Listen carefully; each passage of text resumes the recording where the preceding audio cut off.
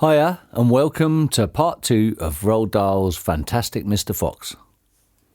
Chapter 4. The Terrible Shovels.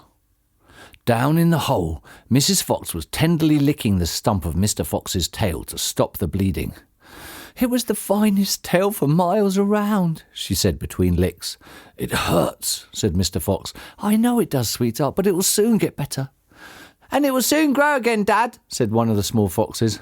"It will never grow again. I shall be tailless for the rest of my life." He looked very glum. There was no food for the foxes that night, and soon the children dozed off. Then Mrs. Fox dozed off, but Mr. Fox couldn't sleep because of the pain in the stump of his tail. "Well," he thought, "I suppose I'm lucky to be alive at all. And now they've found our hole. We're going to have to move out as soon as possible. We'll never get any peace if we—" What was that?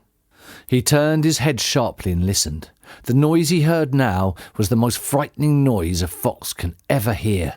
The scrape, scrape, scraping of shovels digging into the soil. "Wake up!" he shouted. "They're digging us out!" Mrs. Fox was wide awake in 1 second. She sat up, quivering all over. "Are you sure that's it?" she whispered. "I'm positive. Listen." "They'll kill my children," cried Mrs. Fox. "Never," said Mr. Fox. "But darling, they will," sobbed Mrs. Fox. "You know they will." Scrunch, scrunch, scrunch went the shovels above their heads. Small stones and bits of earth began falling from the roof of the tunnel. "How will they kill us, Mummy?" asked one of the small foxes. His round black eyes were huge with fright. "Will there be dogs?" he said. Mrs. Fox began to cry. She gathered her 4 children close to her and held them tight. Suddenly there was an especially loud crunch above their heads, and the sharp end of a shovel came right through the ceiling. The sight of this awful thing seemed to have an electric effect upon Mr. Fox. He jumped up and shouted, "I've got it! Come on! There isn't a moment to lose. Why didn't I think of it before?" "Think of what, Dad?" "A fox can dig quicker than a man," shouted Mr. Fox, beginning to dig. "Nobody in the world can dig as quick as a fox." The soil began to fly out furiously behind Mr. Fox as he started to dig for dear life with his front feet. Mrs. Fox ran forward to help him. So did the 4 children. "Go downwards," ordered Mr. Fox. "We've got to go deep as we possibly can." The tunnel began to grow longer and longer. It sloped steeply downwards. Deeper and deeper below the surface of the ground it went. The mother and the father and all 4 of the children were digging together. Their front legs were moving so fast you couldn't see them. And gradually the scrunching and scraping of the shovels became fainter and fainter. After about an hour, Mr. Fox stopped digging. "Hold it," he said. They all stopped. They turned and looked back up the long tunnel they'd just dug. All was quiet. "Phew," said Mr. Fox. "I think we've done it. They'll never get as deep as this. Well done, everyone." They all sat down, panting for breath, and Mrs. Fox said to her children, "I should like you to know that if it wasn't for your father, we should all be dead by now. Your father is a fantastic fox." Mr. Fox looked at his wife, and she smiled. He loved her more than ever when she said things like that. Chapter 5. The Terrible Tractors. As the sun rose the next morning, Boggis and Bunce and Bean were still digging. They had dug a hole so deep you could have put a house into it, but they had not yet come to the end of the fox's tunnel. They were all very tired and cross. "Dang and blast," said Boggis. "Whose rotten idea was this?" "Bean's idea," said Bunce. Boggis and Bunce both stared at Bean. Bean took another swig of cider, then put the flask back into his pocket without offering it to the others. "Listen," he said angrily, "I want that fox. I'm going to get that fox, and I'm not giving in till I've strung him up over my front porch, dead as a dumpling."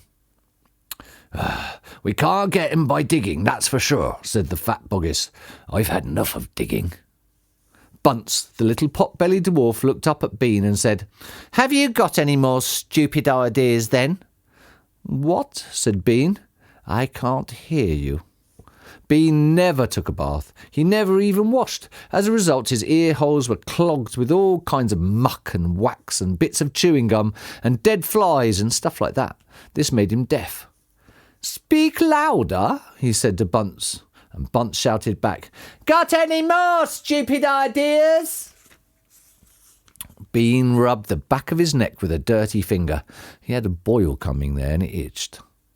"What we need on this job," he said, "is machines.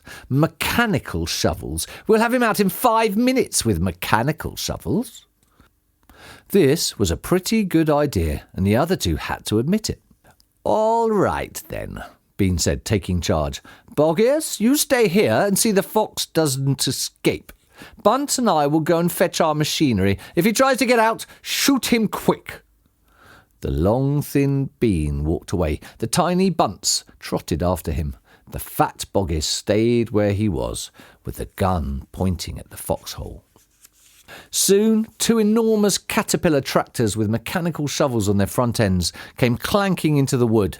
Bean was driving one, Bunce the other. The machines were both black. They were murderous, brutal-looking monsters. "Here we go, then," shouted Bean. "Death to the fox!" shouted Bunce. The machines went to work, biting huge mouthfuls of soil out of the hill. The big tree under which Mr. Fox had dug his hole in the first place was toppled like a matchstick. On all sides, rocks were sent flying and trees were falling, and the noise was deafening. Down in the tunnel, the foxes crouched, listening to the terrible clanging and banging overhead. "What's happening, Dad?" cried the small foxes. "What are they doing?" Mr. Fox didn't know what was happening or what they were doing. "It's an earthquake," cried Mrs. Fox. "Look," said one of the small foxes, "our tunnel's got shorter. I can see daylight." They all looked round, and yes, the mouth of the tunnel was only a few feet away from them now, and in the circle of daylight beyond they could see the 2 huge black tractors almost on top of them. "Tractors," shouted Mr. Fox, "and mechanical shovels. Dig for your lives! Dig, dig, dig!" Chapter 6. The Race. Now there began a desperate race, the machines against the foxes. In the beginning, the hill looked like this. After about an hour, the machines bit away more and more soil from the hilltop, and it looked like this. Sometimes the foxes would gain a little ground, and the clanking noises would grow fainter, and Mr. Fox would say, "We're going to make it, I'm sure we are." But then a few moments later the machines would come back at them, and the crunch of the mighty shovels would get louder and louder. Once the foxes actually saw the sharp metal edge of one of the shovels as it scraped up the earth just behind them. "Keep going, my darlings," panted Mr. Fox. "Don't give up." "Keep going," the fat Boggis shouted to Bunce and Bean. "We'll get him any moment now." "Have you caught sight of him yet?" Bean called back. "Not yet," shouted Boggis, "but I think you're close." "I'll pick him up with my bucket," shouted Bunce. "I'll chop him to pieces." But by lunchtime, the machines were still at it, and so were the poor foxes. The hill now looked like this.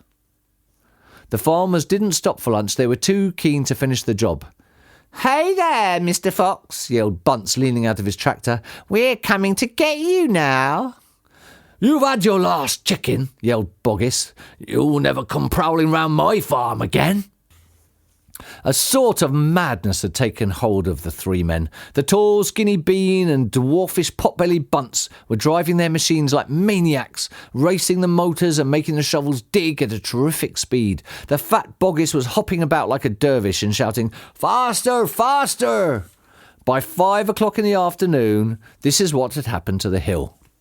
The hole the machines had dug was like the crater of a volcano. It was such an extraordinary sight that crowds of people came rushing out from surrounding villages to have a look. They stood on the edge of the crater and stared down at Boggis and Bunce and Bean. "Hey there, Boggis, what's going on?" "We're after a fox." "You must be mad!" The people jeered and laughed, but this only made the 3 farmers more furious and more obstinate and more determined than ever not to give up until they had caught the fox. Well, thanks for listening. That's the end of part 2. Don't forget to like and subscribe so you can help to support the channel. And I will see you next time with part 3. Thanks, bye.